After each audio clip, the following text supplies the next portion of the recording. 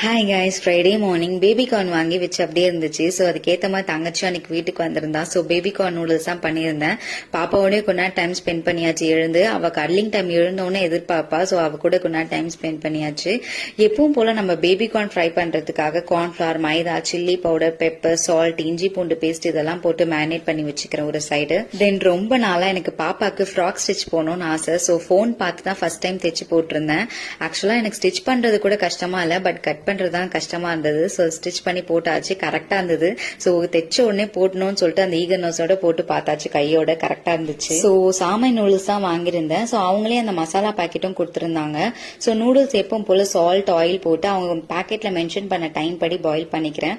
தென் ஒரு சைட்ல carrot, beans, கோஸ் இதெல்லாம் ஸ்டீம் பண்ணிக்கிறேன். நான் எப்போ நூடுல்ஸ் பண்ணாலும் சரி, இல்ல ஃப்ரைட் ரைஸ் பண்ணாலும் சரி, எப்பவுமே காய்கறியை ஸ்டீம் பண்ணி தான் போடுவேன். அண்ட் தென் ஒரு பேன்ல ஆயில், கார்லிக், ஆனியன், நம்ம ஸ்டீம் பண்ண veggies, chilli flakes, salt, 2 egg வந்து சைட்ல ஊத்தி கிளறிக்கிறேன். அப்புறம் நான் அவங்க கொடுத்த மசாலா, நூடுல்ஸ் போட்டு கிளறிக்கிறேன்.